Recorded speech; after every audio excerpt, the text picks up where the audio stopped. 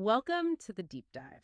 We sift through, well, a lot of noise to bring you the critical insights you really need. Today, we're tackling something incredibly disturbing, but it's absolutely vital we talk about it. We're starting with those chilling allegations, around the recent tragic Catholic school shooting. Specifically, the number 764 found etched onto the shooter's notebook. Now, for many people, that might just seem like a random, awful detail, but you've argued it's actually a key thread, like a window into a much larger, darker network. Can you explain why 764 jumped out like that? How did it immediately point towards something known? Yeah, that's a really sharp observation. Ah. And it gets right to the heart of what we need to unpack today. That number, 764, it's not random at all. It's a specific identifier. It points to a sect linked with the Order of Nine Angles, or O9A as it's often called. Seeing that pop up so quickly in online discussions, it's like a digital breadcrumb, right? It signals this connection to a decentralized neo-Nazi Satanist subculture. And frankly, it's far more widespread and far more dangerous than most people realize. So our goal today, our mission, is really to pull back that veil, understand its structure, its frankly horrific ideology, how it preys on vulnerable young people, and most importantly, what you can actually do, what tangible steps can protect communities, protect loved ones. Okay, and before we go further, a quick but really crucial content warning here. This deep dive, it will touch on extremely sensitive and disturbing topics. We are talking about child exploitation, sexual violence, targeted killings. We know this is difficult material, but understanding these grim realities, it's absolutely essential if we want to effectively counter them. Absolutely. And this isn't just, an academic exercise. If you have children or if you know young people, maybe impressionable individuals, especially those maybe between 18 and 22, who might be exploring sort of edgy online spaces, this network is actively out there recruiting, Yeah. manipulating. The information we're about to share could be genuinely vital, recognizing warning signs, empowering you to protect those who might be at risk. Right.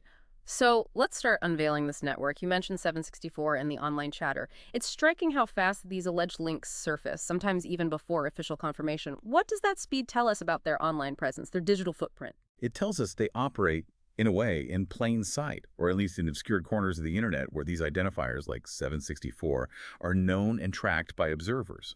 This specific sect, as you said, it's notoriously linked to the wider Order of Nine Angles, O9A. And both have been tied, unfortunately, to a deeply disturbing pattern. Mass shootings, child abuse cases. These aren't just random, isolated acts of violence. They're often part of this coordinated, maybe decentralized, but still connected ideological framework. Okay, so O9A is the core, like a dark star, you said. And then around it, you have these semi-autonomous cells, these Nexians orbiting. What does this structure with groups like Temple of Blood or Atomwaffen Division, what does that tell us about how resilient this movement is? Not just random names. It feels like a deliberate architecture. It is deliberate, yes. And the key thing is, it's not hierarchical like, say, a mafia family. It's more like a self-propagating ecosystem, a network. O9A itself, founded in the UK probably back in the 1970s, that's the ideological hub, often attributed to a figure named David Myers, who used the name Anton Long. Then around O9A, you get these Nexians. These are semi-autonomous cells like Temple of Blood or Toby, which is mainly US-based. And then you have the more infamous offshoots, explicitly neo-Nazi groups like Atomwaffen Division, AWD, again in the U.S., and Sonic Creed Division, SKD, in the U.K. Right. Each one, though it might seem distinct, functions like a node. It reinforces that core destructive vision, which makes, traditional decapitation strategies, taking out the leader, almost ineffective. You're not cutting off a head. You're trying to contain a kind of underground fungus. Right, like whack-a-mole.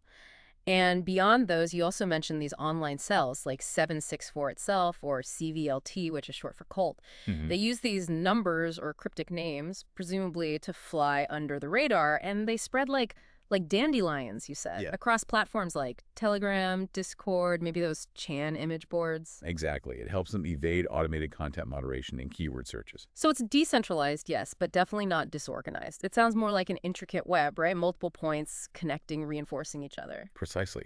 And woven through this web is this chilling trinity of core motivators. They feed each other in this really perverse loop. First, you have accelerationism, but for O9A, it's more than just political tactics. It's almost pseudo-spiritual. They believe in speeding up society's collapse through extreme violence, chaos. They see destruction as necessary, a prelude to some new purified world. It elevates their crimes to a kind of dark sacrament. Wow. Okay, so violence as a spiritual tool. What's the second element? Second is esoteric Hitlerism. This is a pseudo-spiritual reverence for Hitler, for Nazi principles, often mixed with occult elements. It provides a twisted, historical, almost mythical justification for their hate.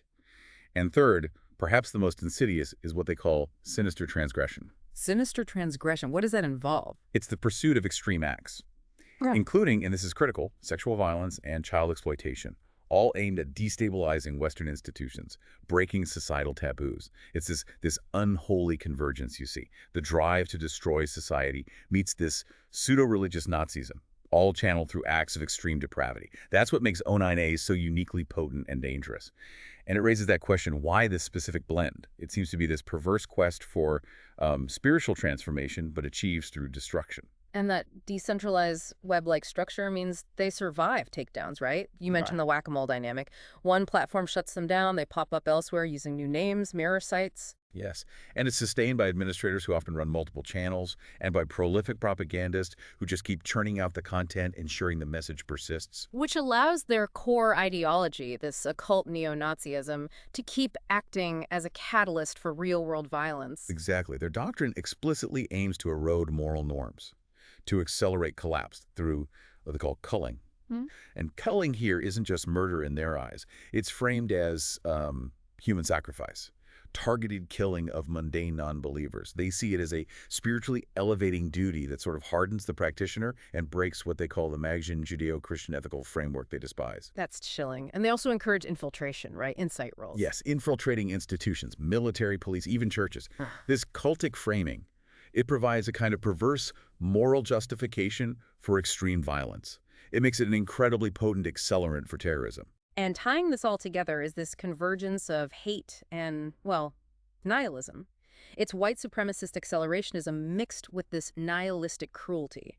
The targets are broad: Jews, racial minorities, LGBTQ plus people, and the open glorification of sexual violence, child exploitation, calling them tools to break society's bounds. That's right, and the ideological fluidity is really striking here. You'll see them praising Islamist terrorists like bin Laden or ISIS right alongside Nazi figures. Which seems completely contradictory, but you're saying the goal isn't ideological purity, it's just chaos, acceleration. Exactly. The specific flag they fly seems less important than the act of destruction itself. The goal of acceleration, of hastening collapse, is paramount. That's why you might see those confusing messages like neo-Nazi symbols and anti-Muslim slogans on the same attacker's gear, as we've unfortunately seen in some recent events. It reflects this ideological promiscuity aimed at maximizing disruption. And this allows them to appeal to a wider range of violent actors, maybe, people who don't fit neatly into one ideological box. Precisely. The full extent is hard to measure because they are so clandestine, but the patterns are consistent and deeply concerning. And it leads to an increased risk from lone actors, individuals inspired by this milieu, even if not formally members. And who are they pulling into this dark web? You mentioned young people. Yes, disproportionately teenagers and young adults, often under 25. And we've seen cases involving kids as young as 15 or 16. They get drawn in by the edgy memes, the occult aesthetics, maybe these private study groups or gore-sharing channels online that progressively normalize extreme violence. So, for parents, educators, what are the signs? Are there observable shifts? There often are, yes. Things like obsessive engagement with this subculture online, a sudden fixation on their symbols, their codes, maybe withdrawing from old friends, real-world activities. These are critical warning signs. Multiple prosecutions, threat assessments, they confirm teen perpetrators were engaging with these networks online, and they show these kinds of behaviors beforehand. We have high confidence in this link. And this leaderless resistance model they promote, it directly encourages lone wolf attacks, school shootings even. Explicitly, they see it as a strategy to hasten collapse. And tragically, these acts are often foreshadowed by what researchers call leakage. Online posts, manifestos, things that present clear opportunities for intervention but are often missed or dismissed. The Nashville school shooting in 2025, for instance, has been directly linked by investigators back to these online networks. That's terrifying. But you said disruption is possible. It's complex, but it can work. What kind of things have been effective? Well, traditional law enforcement actions do have an impact. Arrests, prosecutions, and group prescription, like the UK banning Atomwaffen and Sonic Creek division that fragments the formal groups, deters open organizing. And platform takedowns, like Discord removing Atomwaffen channels. That helps reduce their mainstream reach, definitely. But the challenge, the big challenge, is migration. The content, the users, they often just shift to more permissive platforms, Telegram, Session, Element, or they pop back up on Chan forums under new names. It's persistent. Financial levers, Infrastructure stuff like payment bans by PayPal or Stripe, getting web hosts to suspend sites that has some success too, it forces them out. But again, they adapt. They use cryptocurrency, bulletproof hosting, often based overseas. So while these interventions cause friction, cause attrition, the most hardcore elements tend to reassemble elsewhere. It requires constant, persistent monitoring and action. And there's another layer of complexity too, deception. They actively try to confuse Oh, things. absolutely. There's a high potential for entrapment and deception. They deliberately use sock puppet accounts online, false flag threats, anything to amplify chaos, spread misinformation, and try to throw law enforcement off the scent. So how do we tell what's a real threat versus just noise or deliberate disinformation? That's incredibly difficult. And some of their own ideological material is apparently designed as a kind of honeypot or a test for recruits. They call it the labyrinth concept in O9A texts. It's like a psychological gauntlet, right? Presenting increasingly extreme, contradictory ideas to see who embraces the cognitive dissonance. It effectively self-selects for people most committed to transgression, most susceptible to manipulation. Given all that, you mentioned counter-narratives, community engagement. How can those work against such a slippery, deceptive network? They can be surprisingly effective, actually. Exposing the movement's failures is key, highlighting that key figures end up as informants, that many edgy recruits just end up in prison that helps deglamorize the whole thing. Messaging that focuses on these real-world outcomes and offering off-ramps, mental health support, alternative peer groups that has shown promise in disengaging people. And this is crucial, and it's where you, the listener, can really come in, raising awareness within the legitimate occult community. People who understand the symbols, the language, but reject the hate. They can be powerful counter voices. Okay, so connecting the dots here. The overall confidence is high that this ideology links to real criminal acts, like the Ethan Meltzer plot, right? But maybe moderate confidence on the exact scale because it's so hidden? That's a fair summary. High confidence on the ideology action link based on solid evidence like indictments, court records, academic work, NGO reports. It's not based on single sources or rumors. Moderate confidence on the full scope and intent just because of the clandestine nature, the fragmented intel picture. But the analysis strongly indicates that things like these recent school shootings, they aren't just disconnected tragedies, they are often connected, part of this decentralized, nihilistic network. Right, let's dig deeper into that ideology then. Section 2, the ideological labyrinth. You mentioned O9A's cosmology, this idea of aeonic evolution and an imperialist imperium. Break that down for us. Okay, so O9A divides history into these large epochs they call eons. In their view, the current Western Judeo-Christian civilization is a decadent eon. It's corrupt, weak, and it must be destroyed. Destroyed to make way for what? For a prophesied, new pagan imperialist imperium. It's basically a future world order founded on Nazi-esque principles. This eventually leads, in their mythology, to an Aryan empire colonizing space in a sixth eon. It sounds like sci-fi, but this incredibly grand, long-term vision of civilizational sabotage is what motivates them. It gives this perverse spiritual purpose to their destructive acts. It frames unthinkable violence as a cosmic necessity. And central to acting this out is transgressive violence, part of their sinister dialectic. You said O9A encourages breaking norms through extreme acts. Explicitly encourages it. Violence, sexual assault, other crimes. They're framed as tools for personal and societal transformation. These sinister or heretical acts, as they call them, are meant to strip away Magian ethics, their term for Judeo-Christian and liberal morality, and ultimately speed up the collapse of the current world. And culling fits into this. You said it's more than just murder for them. Yes, it's framed as human sacrifice, targeted killing of mundane non-believers. They see it as a spiritually elevating duty that supposedly hardens the practitioner and breaks those ethical chains they despise. And we have to be explicit here, even about the truly unspeakable. Rape and pedophilia are openly glorified in some O9A-linked texts as the ultimate transgressions against bourgeois morality. UK authorities specifically noted O9A-linked pedophiles and an alarming nexus of sexual violence connected to this milieu. Alarming is an understatement. You emphasize this happens on an industrial scale. What does that mean, practically, and what can listeners do? Because this is terrifying. Kids coerced into self-harm, abuse, used as pawns. Industrial scale refers to the organized nature of some of the exploitation, particularly online, like with the cult group we'll discuss. One perpetrator, using online platforms, can potentially groom and blackmail hundreds, even thousands, of children globally. So the immediate action point for listeners, especially parents, guardians, educators, empower children with two simple, non-negotiable rules. 1, never ever send nude photos online to anyone for any reason. Two, and this is arguably even more critical, if they do make that mistake and someone then threatens or blackmails them, they are not in trouble. They need to know they can immediately tell a trusted adult, parent, teacher, counselor without fear of punishment. Because the danger they're in from the predator is far greater than any trouble they might get into for sending the photo. Secrecy is the predator's weapon. That's incredibly important advice. Okay, another tactic you mentioned was inside roles infiltration. Yes.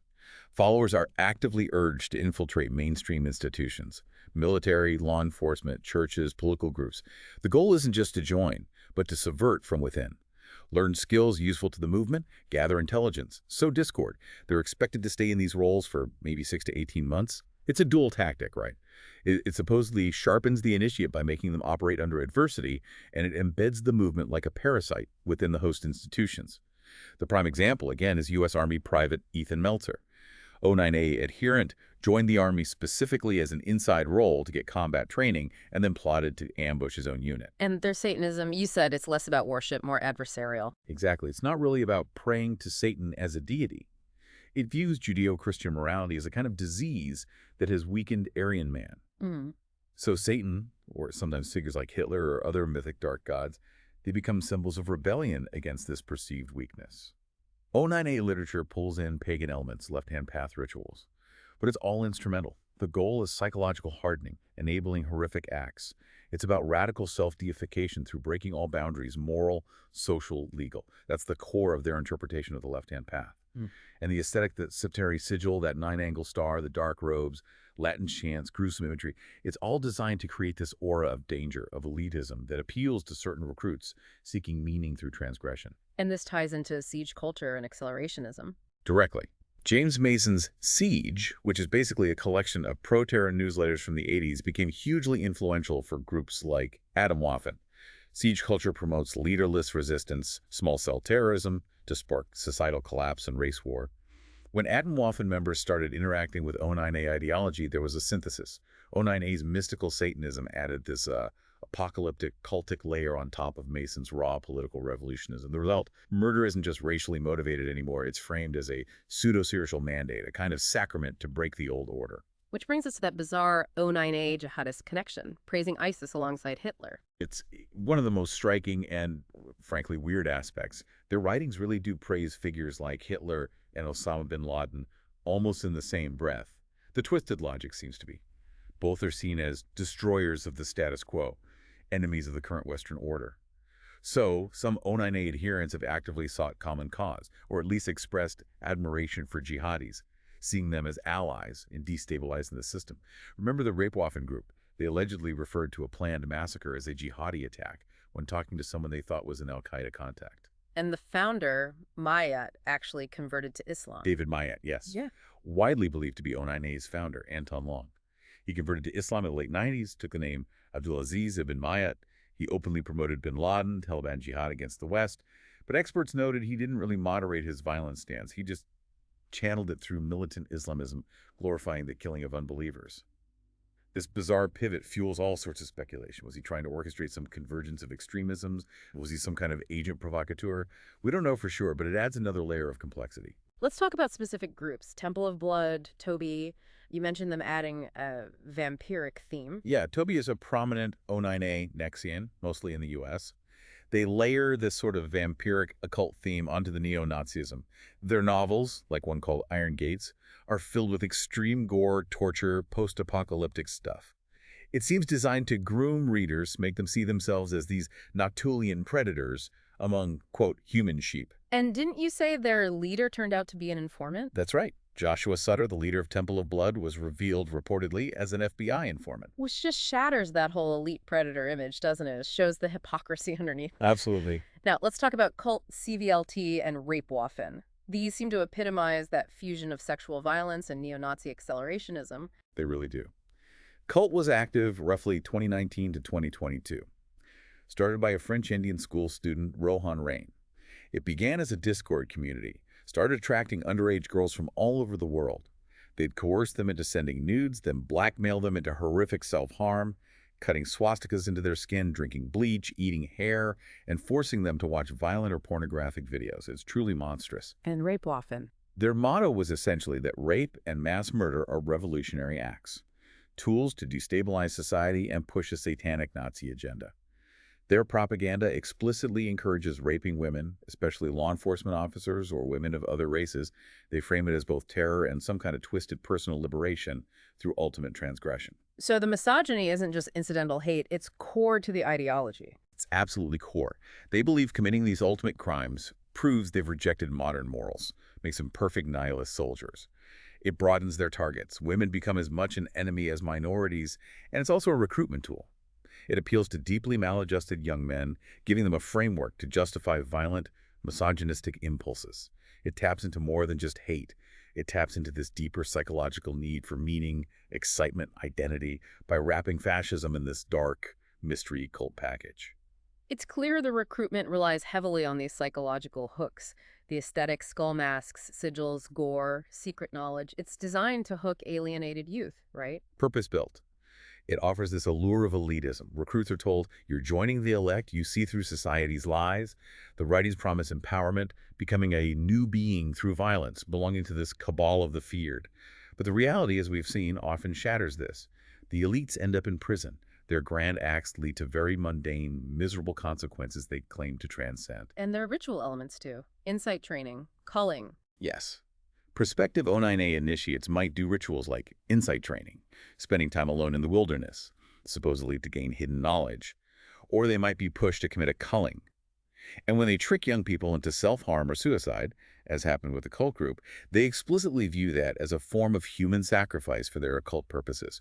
They do it systematically, at scale. It's not random abuse, it's ritualized violence. After those arrests around 2020, 2021, you mentioned some O9A blogs tried to rebrand, downplay the Nazism. Yeah, there was a noticeable shift in some public-facing blogs, likely trying to avoid further prescription as terrorist groups, especially in the UK. They started framing O9A more as just a spiritual philosophy. You saw articles saying things like, we are not political or Nazi, we are simply heretics in the classical sense. So what does that mean? Is it a genuine shift? It looks like a strategic maneuver, an attempt to avoid legal designation. Because behind the scenes, on closed chats, in the actions of adherents like Meltzer or the cult members, the violent, neo-Nazi, anti-Semitic, satanic core remains absolutely intact. The rebranding is just a facade. Okay, so summing up the ideology, it's this volatile mix. Racial hate, apocalyptic dreams, and a cult of violence for its own sake. Exactly. It's not about traditional power. It's about overthrowing all societal norms. The driver is this belief that inflicting enough horror, enough chaos, will accelerate the end of the current world, which they see as irredeemably corrupt, and somehow usher in their mythical new age.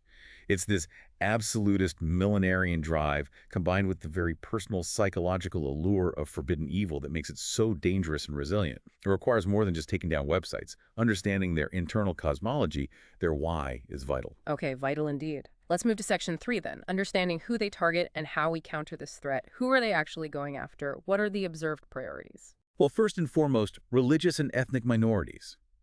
Jewish communities are a huge fixation, seen as the archenemy, the global manipulators, echoing classic Nazi propaganda. We've seen multiple plots targeting synagogues. Adam Waffen affiliates were caught surveilling them. Islamic centers, too. Adam Waffen ran swatting campaigns against them, showing that even with O9A's weird respect for jihadis abroad, local Muslim communities are still hated targets. Black churches have been explicitly targeted. Adam Waffen swatted a historic African-American church in Virginia. Feuer Krieg Division glorified Dylan Roof, the Charleston church shooter. And LGBTQ plus venues and individuals also deemed degenerate. So for these communities, protection means heightened vigilance, robust physical security, and really close coordination with law enforcement. And beyond minorities, schools are clearly targets. Yes, schools and anywhere young people gather. It fits their twisted goal of eliminating the weak and achieving maximum shock value. Groups like the MKY Maniac cult, which we'll get to, literally wrote a manual urging school shootings. The perpetrators in Nashville and Wisconsin targeted their own schools. So for schools, protection means enhanced behavioral threat assessment programs, which now must include this specific ideological lens, alongside physical measures like drills, maybe metal detectors, access control. And paradoxically, military and law enforcement personnel, even while they encourage infiltration. It is paradoxical. While insight roles encourage joining up, groups like Adam Waffen have also plotted to kill soldiers and police to incite chaos. Melter's case, targeting his own unit, is the prime example. Adam Waffen cells also plotted to bomb an FBI office, assassinate officials they linked to BLM. Police officers are targeted female officers. So for the military, protection means internal vigilance for insider threats, better background checks. For law enforcement, approaching calls to known targets skeptically, using duress codes. And off-duty personnel need to be really careful about their online footprint because of doxing. Journalists, officials, activists, too, anyone opposing them. Absolutely. Yeah. Anyone publicly opposing or exposing these groups becomes a target for intimidation. ProPublica journalists who unmasked Adam Waffen leaders were swatted. An ABC News journalist got credible threats. Government officials have been targeted by swatting. Activists, Antifa, civil rights groups, frequently doxxed, discussed as potential targets. So media, public figures, they need to harden their digital security, use P.O. boxes, office addresses, two-factor authentication, and liaise with police if they think they're being targeted. And finally, critical infrastructure. That seems straight out of the accelerationist playbook. It is. It's heavily influenced by James Mason's writings. His literature calls for attacking power grids, telecom networks, transportation to destabilize society. We've seen Adam Waffen members charged with plotting exactly that, sabotaging power substations. So protection here means awareness within those sectors. It overlaps with general domestic terrorism risk and requires coordination with DHS, FBI, which many already do. Okay, let's talk TTPS, tactics, techniques, procedures. What methods do they actually use? For physical attacks, it's what you might expect, sadly. Firearm shooting schools, synagogues, bomb plots, pipe bombs, vehicle bombs, VBEDs. Arson is praised in Mason's literature. Sonnenkrieg plotted to burn a building. Close quarters weapons, too. Knives are encouraged, especially where guns are harder to get, like in Europe. There was that sword attack in Canada by an O9A follower. And beyond physical violence, intimidation seems key. Huge part of it. Swatting those false emergency calls, Adam Waffen leaders use that extensively. Doxing, publishing personal info to invite harassment, very common, against officials, police, journalists. They also deploy online harassment brigades, mass spamming threats, gore images, and they actively exploit fear through propaganda. After any big attack, they flood online spaces with threatening, celebratory messages, "You're next" kind of stuff, designed to make communities feel under siege. So, given all that, what are the early warning signs people should look for? How can the community respond? Okay, this is crucial. Know what to look for. If you see unsolicited violent threats online or offline, report to police. Don't just ignore it. Suspicious persons seen surveilling a potential target venue. That's pre-attack reconnaissance. Call police immediately. Document what you saw. Propaganda appearing near a facility, stickers, graffiti like gang tags but with their symbols. Treat it as a hostile marker. Call police, remove it. If there's a local arrest or someone gets doxxed and the extremist materials reference your institution, maybe maps or lists, you could be a planned target. Coordinate with law enforcement. What about swatting or doxing itself? If you or your institution gets swatted or you see a doxing post targeting you, that's intimidation, maybe even a dry run. Investigate the origin if possible. Implement home office security measures. A spike in online chatter glorifying similar attacks elsewhere. That indicates an increased threat environment. Elevate security. Involve federal authorities if needed. Direct contact by someone claiming to be a group member, even a veiled threat. Do not dismiss it. Inform law enforcement. Increase security. Remember that leakage concept. They sometimes talk about revealing your power level. These are crucial signals. A 2021 study found in every school attack plot reviewed, someone noticed concerning behavior beforehand, but often didn't know what to do or who to tell. You need to know what to do. Alert authorities. Take it seriously. Okay, so how do we dismantle this network? Where are the pressure points? You said they champion leaderless resistance, but there are key figures. Yes. Despite the rhetoric, there are key influencers and ideologues. James Mason, even though he's old now, his siege is still like scripture. David Mamet, the likely architect of O9A doctrine, guides through his writings. These guys are pressure points in the information space, exposing their inconsistencies, their interactions with law enforcement like Mason allegedly being visited and warned by the FBI, or Sutter turning informant that can tarnish their cult status among followers. And the actual group leaders, like Denton from Adam Waffen. Exactly. Small cells often do have charismatic ringleaders like John Cameron Denton. Taking them out through arrest, surveillance causes the groups to falter, rebrand, lose momentum. Prioritizing them in investigations really pays off in disrupting the networks. What about the tech side? The websites, the channels? Target the content engines and tech enablers. The people running the websites, translating the weird texts, maintaining the archives. Many hide behind aliases, but the content lives on platforms like archive.org or WordPress. You can petition those platforms to enforce their terms of service against terror incitement. And the admins running the Telegram channels, Discord servers, taking out super admins who run multiple channels can temporarily disorient things. When Telegram cracked down in 2022, it did slow momentum for a bit, but new admins pop up. It's that whack-a-mole again, needs to be combined with other pressures. Financial nodes. You mentioned crypto. Yeah, financial and infrastructure nodes. It's often minimal, distributed, but still points to target. Fringe web hosts, often in Russia or elsewhere offshore. Payment processors have banned them. PayPal, Stripe, Patreon. Funding flows through crypto donations sometimes or merchandise sales. Crypto exchanges can be pressured to flag known extremist wallets. It's another choke point, however small. And legal tools. Terrorism designations. Very powerful. The UK has led here. Banning Atomwaffen, Sonnenkrieg, Feuerkrieg, makes membership illegal, helps get content taken down. Sonnenkrieg members got arrested or went quiet after prescription. The U.S. doesn't have a domestic terror designation quite like that under current law, but Canada listed Atomwaffen at the base in 2021. It definitely increases risk for open adherence, gives investigators more tools, and think RINCO Racketeer Influenced and Corrupt Organizations Act. If you could show a criminal enterprise, a chain of command continuity, you could potentially charge the whole group. The 764 group indictment used a similar child exploitation enterprise statute, civil litigation too. Lawsuits for damages can bankrupt perpetrators and facilitators, like the Sines v. Kessler case after Charlottesville. Have we seen these strategies work? Any successful case studies? Oh yes. The Atomwaffen takedown, roughly 2019 to 2021, that was a joint effort U.S., UK, Canada law enforcement, led to over a dozen key arrests for plots, weapons, major threats. The group basically collapsed. Members scattered. The brand is poisoned now. That shows classic enterprise removal. Take out enough key players, the organization can't sustain itself. Like striking the leader, the roaches scatter. What about the 764 cult indictments? Also significant. Still ongoing in 2025, but the FBI hitting core leadership across multiple countries. And importantly, publicizing the nature of their crimes, especially the child abuse, and labeling them NVE terrorists. That does two things. Removes the actors and deters others.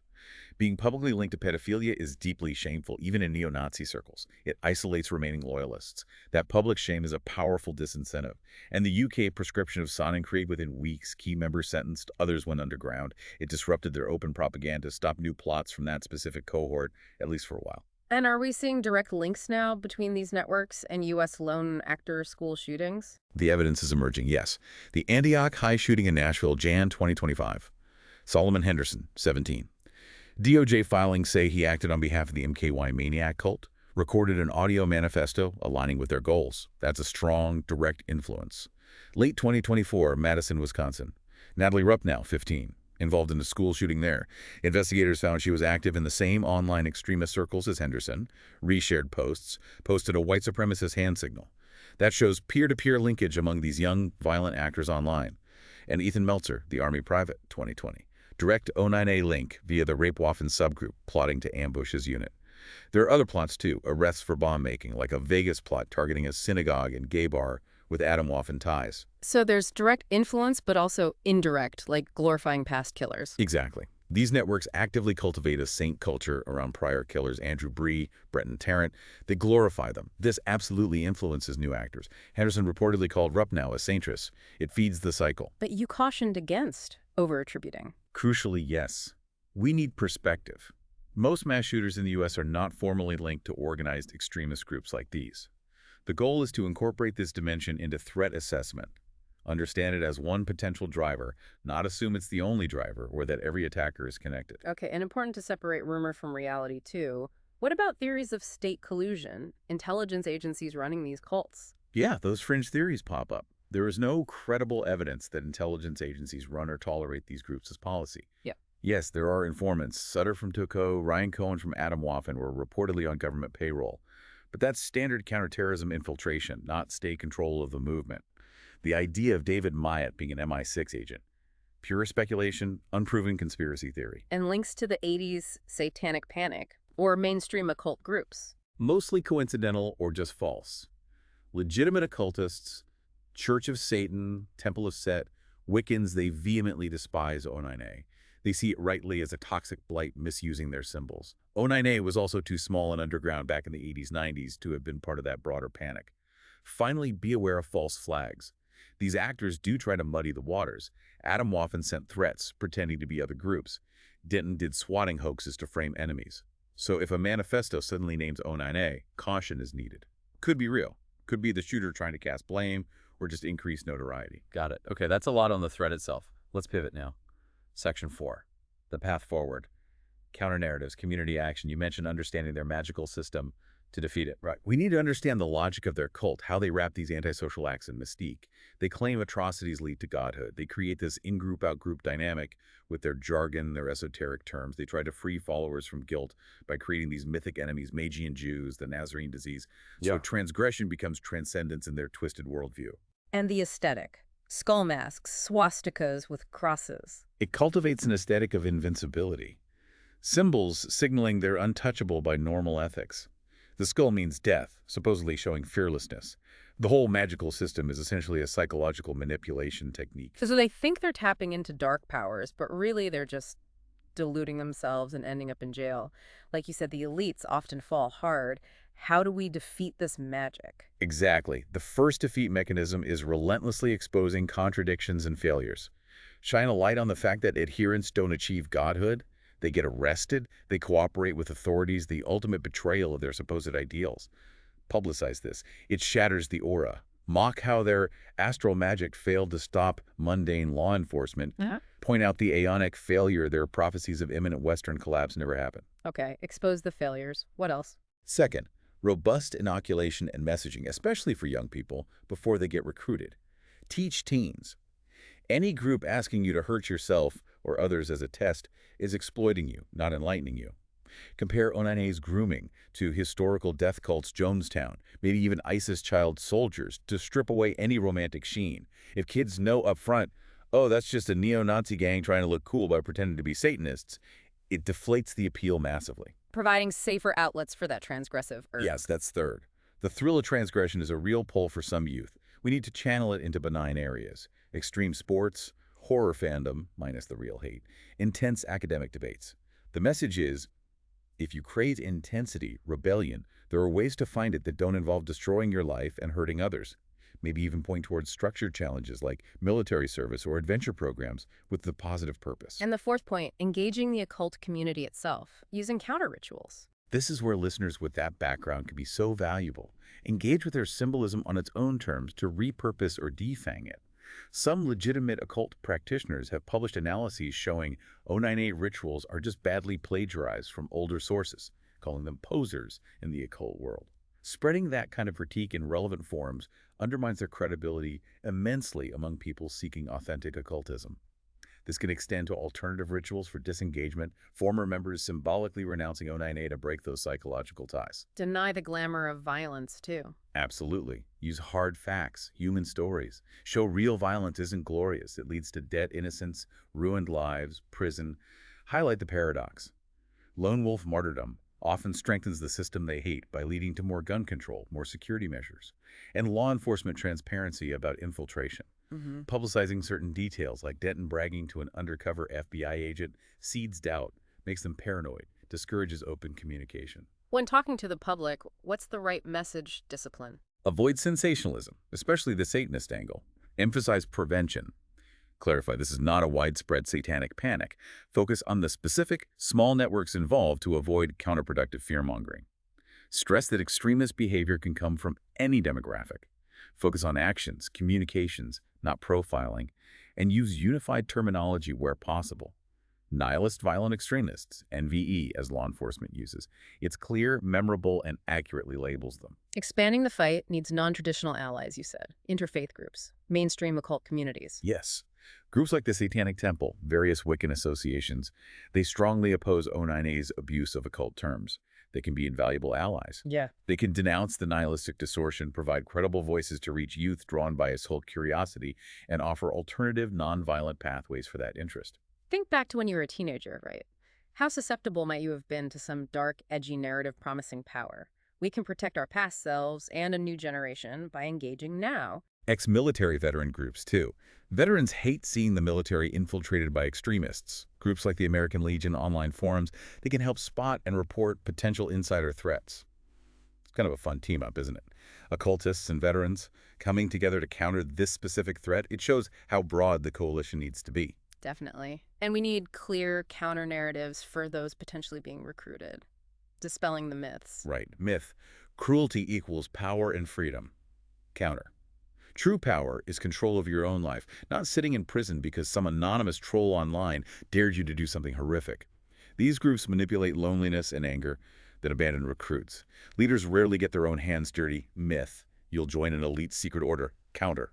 It's recycled junk from bad sci-fi and horror. They crib from Lovecraft, the Satanic Bible. There's nothing genuinely supernatural or new here. It's just repackaged hate. Myth. Violence will accelerate change. Counter. Logic check. Random violence rarely achieves societal change. It creates backlash. Oklahoma City bombing led to a massive domestic terror crackdown. It makes things worse for their supposed goals. Instead, offer a narrative of heroic exit.